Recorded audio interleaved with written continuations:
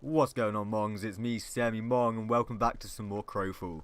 Today we're going to be returning to the Free City, not only on the EU server, but hopefully on the NA server, if all goes smoothly, as I've learned a little bit more about what the Free City is, and I want to have just a little discussion about the Free City in comparison to Eternal Kingdoms when it comes to the economy of Crowfall.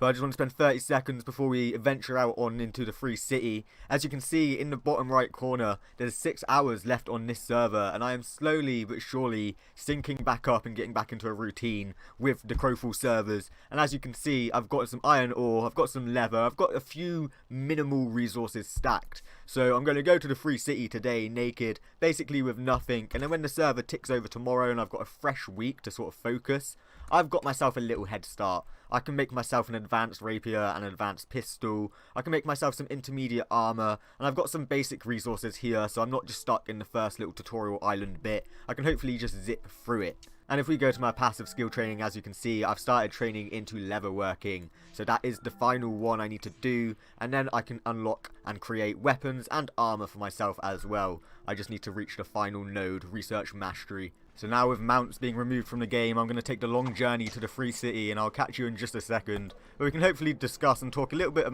more about what the Free City is and how it affects Eternal Kingdoms. So I'm here at the Free City, and if you remember my last video on the Free City, I was amazed that there was vendors here, okay? I didn't understand.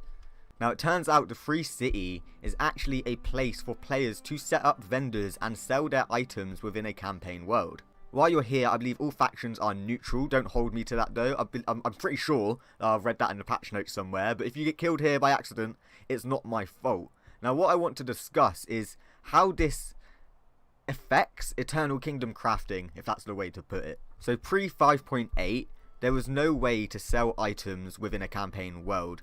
Any economy or player driven economy was done through the Eternal Kingdoms. Now don't get me wrong, you could still I want to say trade to other players within campaign worlds. You could still set up a way to craft it and then pass that item on to another player, but there was no way to physically sell something on a stall like you could with vendors in the Eternal Kingdoms. So what we saw was players going out into these campaign worlds, sort of gathering for the duration or the majority of the campaign world, and then stacking this in their spirit bank, which they would then log onto their Eternal Kingdom, withdraw everything from their spirit bank, and just do a mass craft for whatever they're trying to sell within their kingdom.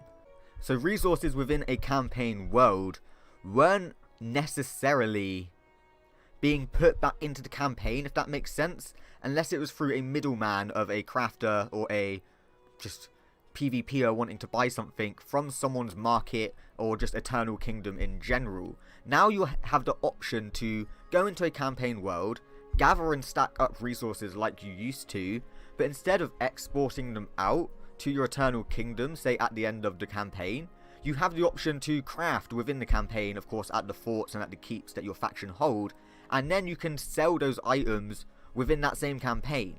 So this sort of drives a separate economy, if that makes sense.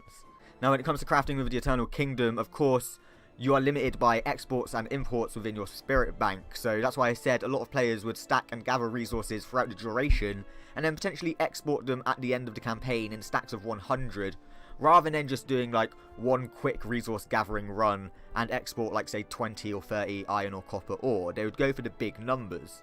Of course this was true for all resources and all resource types, and what I think now being able to sell items within a campaign world does is sort of ease up the general economy and sort of bring in a more dedicated and specific crafting economy within the Eternal Kingdoms. And let me explain that a little bit more. Is when a campaign world launches, you now have the option to, as I said, stack and gather resources, but now you can also sell stuff within the campaign. So what I'm predicting is we will see a lot more players sell off lower tier quality of items, i.e. poor, common, potentially even uncommon, the green type of items within the Free City, because this is of course open to all factions.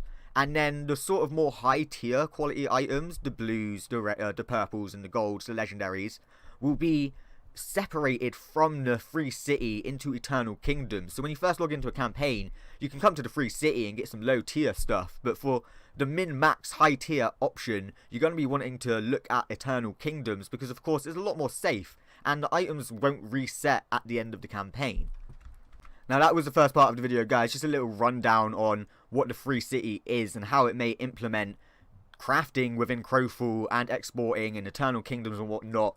But what I wanted to discuss is, of course, looking for stuff to buy. I used to love searching the Eternal Kingdoms and looking out for the best deals, seeing what was for sale. And now with the free city open, I can do this within a campaign world. And I want to hop onto the NA version of Crowfall, the NA server, and have a look at their free city. There's a lot of chatter going around that the free city on the NA server is a lot more populated and has a lot more vendors. So we're going to have a look at the difference there as well. So let's go over to the first vendor and actually see if there is anything there.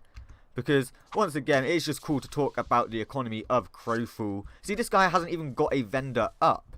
So, is it worth trying to stack and gather resources at the start of a campaign to sell on within the campaign? Or is it just more safe, I suppose, to just stack your resources and craft in your Eternal Kingdom, where you haven't got the threat of people killing you on the way to the free city? You can stack higher quality resources without risk. Like, literally, the EU free city is empty. It is completely empty. Now, bearing in mind there is only 6 hours left of this server, which could be a dramatic factor, but you would think towards the end of a server where people have had chance and time to set up various vendors and stalls, compared to the start of a server where it's sort of a fresh start, not many people have stuff for sale, there wouldn't be too much there. But it seems that there's literally nothing here that I don't understand. So this is what I'm going to go jump onto the NA one and see if there is actually anything for sale. I may do a quick look at Eternal Kingdoms as well. But let me know your thoughts down below in the comment section. Where would you sell your items? How do you feel about this? Is there more risk involved in traveling to the free city? What type of items do you sell at the free city if you have got a vendor here? Like, I know personally, as a solo player, I can't really afford to keep up a vendor with the amount I play and, of course, being on my own. So it is interesting to see what other people think. But yeah, let me just hop onto the NA server, go for that run, and then I shall be back. Alright guys, we've made it to the free city on the North American server. But yeah, before we go and check out what is for sale, be sure to let me know in the comments down below if you'd like me to do another Eternal Kingdom marketplace economy sort of a search, see what's for sale in everyone's Eternal Kingdoms and their vendors there. And yeah, be sure to let me know in the comment section down below, what impact do you think having vendors within the free city does to the general economy? As I said, I think people are going to start selling lower tier stuff within the free city and within the campaign world that they are locked to, and then sort of export the higher tier stuff for crafting in their Eternal Kingdoms and for sale within their kingdom there, whatever stalls they've got set up. As, of course, you can go out and gather within the campaign world and then sell on the low tier stuff quickly, and then sort of gather the high tier resources and stack them throughout the duration and then export them out at the end as a reward. But let's go see what the sort of a free city within NA is looking like compared to EU, and we've already got 2 vendors here. I mean, compared to EU, that's insane. There was literally none there, if you remember. But let's see what's for sale. What are people selling? Alright, so people just 100 stack of meat. That's something I didn't think of. I was more thinking of weapons and armor and rune tools and sort of common and poor qualities of them. But it seems we've got some elven body parts here as well. I don't know if that's a full body. It does look like it is. You've got the leg, the torso, the head, and the hand, or the arm.